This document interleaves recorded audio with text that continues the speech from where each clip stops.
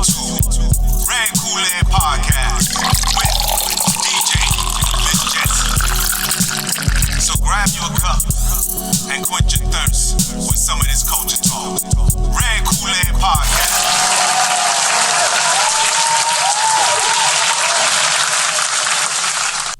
Hey, what's poppin'? It's DJ Miss Jetson. You're listening to the Red Kool-Aid Podcast. You know the spill. Appreciate you for tuning in. Appreciate you for tuning into the last podcast, man. I'm going to get right into it because I've been excited for this episode. So I'm not going to talk about much until I actually get him on the line. I'm going to run down a little bit of his accolades, man, because this guy is like the king of Miami mixtapes. He's the guy behind Crazy Hood mixtapes. Crazy Sounds Record Pool, Hood DJs. If you don't know who I'm talking about DJ EFN, co-host of the Drink Champs. He's been doing this for a long, long time, and now he got the podcast game locked down. So it's gonna be cool talking to him and picking his brain a little bit about a few topics in the culture, man. So without further ado, I'm gonna go ahead and give DJ EFN a call, and we're gonna go ahead and politic with him. DJ Miss Jetson, Red Kool-Aid Podcast. Okay, how you doing? This Red Kool-Aid Podcast. We're back. I do have DJ EFN with me. First of all, I want to tell you, I really appreciate you actually coming on my podcast and just giving me these few minutes to speak with you. It's like a huge honor for me. No problem. I did Thank run you over for having me. Yeah, I did run over some accolades of yours even before I called. I was saying how you, to me, a Miami mixtape king. I actually went back and read more on you after I watched the podcast and read about the things that you were actually doing in Miami in the 90s as a DJ. And I was actually impressed. I was reading about the Crazy Hood mixtapes, which I listened to some that I could get my hands on. Your record pool you used to do. Yep. Are any of those things still going on? I mean, I don't do mixtapes anymore. I mean, to me, the way that I did mixtapes and that form of doing mixtapes doesn't exist anymore. So I don't really do that anymore. But definitely, I feel like the new form of doing mixtapes. You know, now we had the website crazyhood.com, and I felt that at some point blogging and the internet was like almost like a mixtape in itself. Right. So definitely been involved on the digital side. Whether it be playlists or blogging and stuff like that. So in a sense, I feel like I still do mixtapes. It's just not the mixtapes that I did before, which was at one point cassettes, later on CDs. Right. I never did, digital mixtapes. Okay. All right. Well, I was just kind of running down the history about you in the beginning. I'm going to go ahead and get into a little bit of my culture talk that I do. First of all, I want to say Drink Champs is my favorite. First podcast I listened to, and it kind of put me onto a whole list of other podcasts. You guys went to Revolt TV. I upgraded my package just for Revolt TV at that point. Like, that's how much I follow you guys.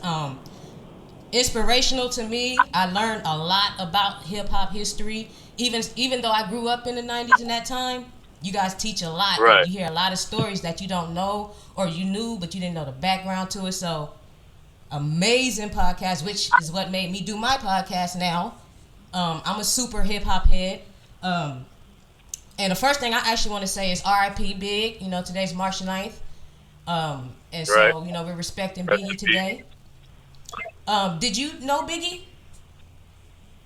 I didn't know him personally, but I did get to meet him. I always say, like, out of whether it be Big and Pac, I never got a chance to meet Pac, but I did get a chance to kick it with Biggie one time when he did a show out here. I think he was actually presenting Junior Mafia. They were on their promo tour, if I'm not wrong. Okay. And he came out here with them and, was on stage with them, and I got to kick it with him in VIP, and he was mad cool. And I told the story on Drink Champs to Little Caesar, actually, which to me, it's not a real big story because it's nothing crazy, but he was really cool. Turned to me, said, "Yo, you want some champagne?" Poured me a glass, and that's what that's my interaction with Biggie. I was like, "Yeah, that's a cool ass motherfucker," Right. That's a dope story to have, even for those few minutes. And I remember the interview you guys had with C's on there. That was dope. It was him and Jadakiss, right? Yep, exactly. Yeah. Since we're on Biggie and Pac, we've also had some things going on with Lil Xan, and not just him, other young people who speak on a lot of our hip hop legends. And right. recently he said that Tupac was boring, and everybody was getting on him after that and saying, what are you talking about? It's crazy. Waka said you're banned from hip hop. All of this is going on. What do you think about the younger generation and when they say these things about like Pac and Biggie and a lot of our legends?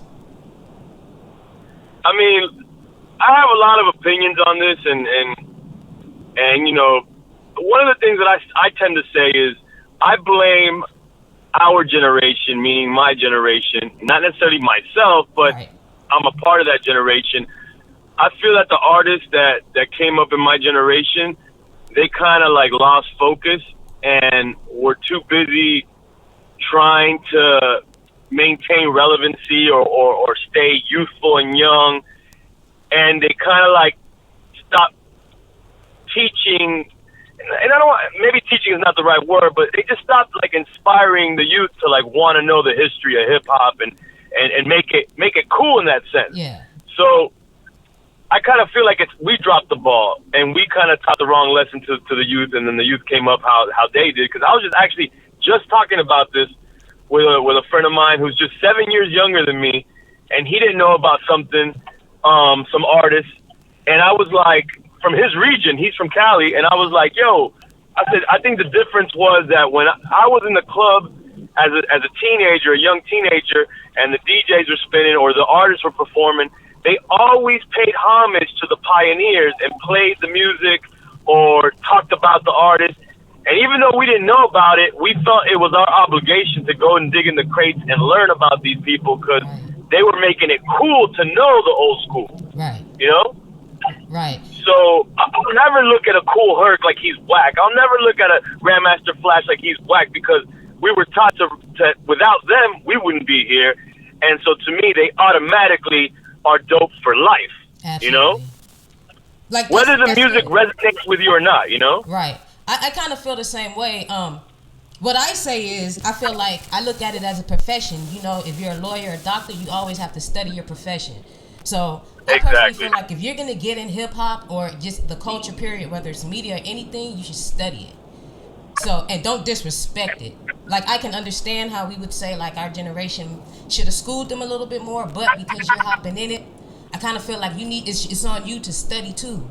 Just like you have to do it. Well, no, you're right. You're right, absolutely. Like that's the other side of the coin is that as well. Like, but you have to understand the reason why I keep going back to our generation is that if we didn't like protect the culture in our generation and we let the industry basically take it over and make it just a money play, right?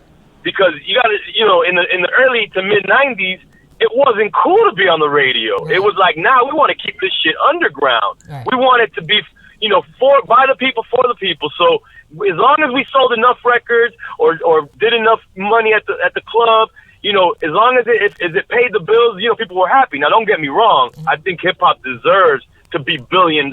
But what I'm trying to say is that what happened is we ended up raising kids that aren't really artists at heart. They don't give a damn about the culture. They don't give a damn about the art. They've been taught, hey, it's all about that paper. How do I make that paper? Anyway, by any ways necessary, any means necessary. I'm just gonna hustle. So if that means I gotta paint my hair, I gotta wear the tightest jeans, I gotta just yappity yap on the record. As long as the beat, you know, rides, it don't matter if it's the same beat for everybody. As long as these kids is dancing to it and they think it's cool, then I'm gonna do it. And what sucks is it almost seems that there's no boundaries in which these people or these artists will go to make money, and it sucks because then people start to be called haters if they call it out. Like, yo, my man, like, I don't know where you're coming from, but I don't care how old or young you are. What you're doing is just it's not even good. Mm-hmm. You know what I'm saying? Yeah. It's not a part of the culture. It's not a part of the art. Now, don't get me wrong. Art is something that's subjective. So, truth be told, it's just like a painter can just throw paint at a wall and be like, yo, that's art. Mm-hmm.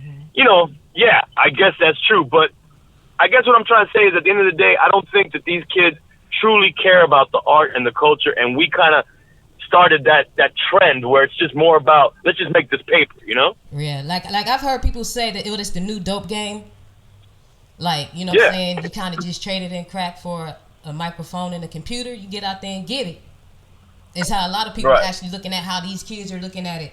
I like the music. I like what they're doing. I just personally wish that they would just study your craft a little bit. Go back and just say, I don't know, or that's a legend, versus the disrespect. But everything you said is completely true.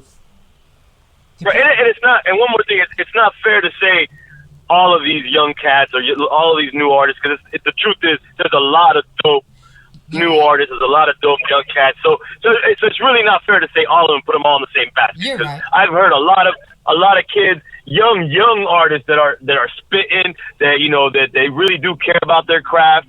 And sometimes some of them are just a little different, and there's nothing wrong with that, because being different is that's what I came up in. Like, no hip hop artist was really the same, and that was the point. You didn't bite. Right. So being different is not the problem. To me, is when you start to see everybody sounding the same, doing outlandish things just to do it. That's the part that I have a problem with. That's true. And there is some kids out here that's doing their thing. It's kind of like what Diddy said. Really, being different is longevity. That's where the longevity comes in. Right. So I agree with that too.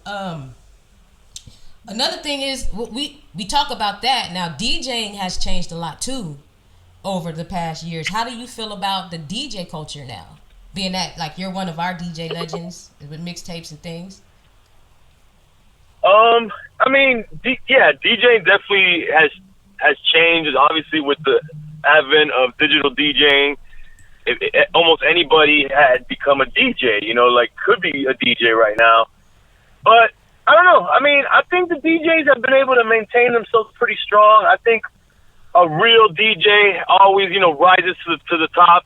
Mm-hmm. And I also feel that DJing, to me personally, is something that, like, for example, like, I'm not out there active in the clubs anymore doing the mixtapes, but I will forever be a DJ at heart. I mean, I DJ at, from time to time, no matter what. Like, I have my tables at the crib and everything. But what I'm trying to say is a real DJ is going to be able to morph into other parts of the business, because we're tastemakers, we're business, we're entrepreneurs. Right. We're the people that control the vibe in a, whether, if you're spinning at a party or a club or something. And those skills can transcend to a lot of parts of the industry. So I feel DJing is strong today. I think it's pretty strong. Yeah, I like it too. Do you think it'll ever get back to where the DJ is the forefront? Like back in the 80s, it was the DJ, then the MC. Like, do you think, especially like with the Khaled era right now, where he's like on tour, headlining and doing things, like, do you think the DJ is on their way back to the actual forefront? I don't think it'll be like that. I think that it's not in the way that it used to be, but I do think, like I said before, we as DJs I feel like we have so many skills that we're natural promoters also. So it's like, look at Khaled. Like, I knew me and Khaled came up around the same time, and we know each other. So I've seen Khaled from the beginning, and that's the thing. He took that skill of being a natural promoter, a personality, breaking other people's records, and he's like, I'm gonna do this all for self now, and look at where he's taking it. So I just feel like it's the DJ needs to say, okay, maybe we won't be like how we was in the late 80s and 90s or whatnot, where the DJ was the main, focus in terms of like groups or the artists or whatnot. But I feel like we can still, that same DJ can go and do other things and carry the DJ legacy in other directions with the foundation of being a real DJ, though, Yeah. Yeah, that's dope. I think that's dope. I actually like watching Khaled a lot. Like, he's the one that we're actually seeing in the forefront. So I think it's actually dope watching him use exactly what you're saying and, like, running with it right now. The whole game, just doing his thing. So shouts out to Khaled for that. Also, before I let you go, I just also want to say respects to Rick Ross. I know that's another Miami legend, and he was sick recently. So I just want to say prayers to him. Glad he's home and healthy, and just prayer for his quick recovery. Last thing I want to ask you, even off the music, are you a boxing fan? Actually, I'm not much of a sports fan in general. Okay. But you can ask me, and I'll see if I can answer. Okay, because I was just watching the Wilder fight last week. He's like the heavyweight king right now. I watched him fight Ortiz, and that was an amazing fight. I just wanted to see, had you watched it? Did you? Because it was crazy fight. Nah. Wait, was that which fight was this again? It was Deontay Wilder and Ortiz. Victor Ortiz, I believe is the big guy.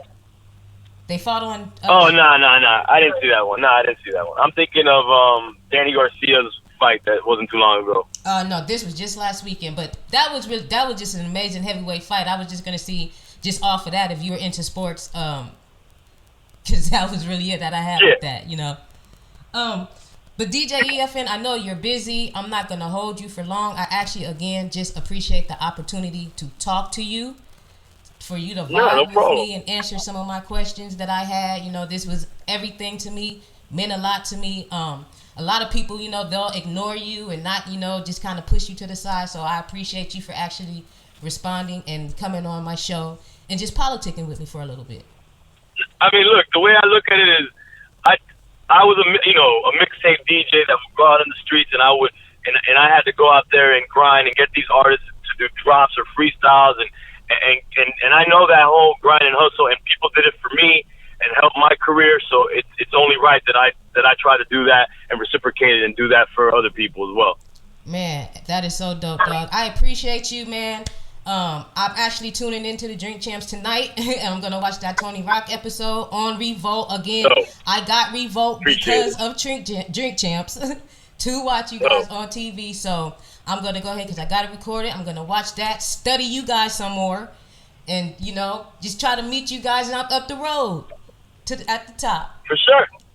Let's do it. All right, man. So I appreciate you, DJ EFN, man. You stay safe and blessed. All right, you too. Thank you. Bye. Thank you. What's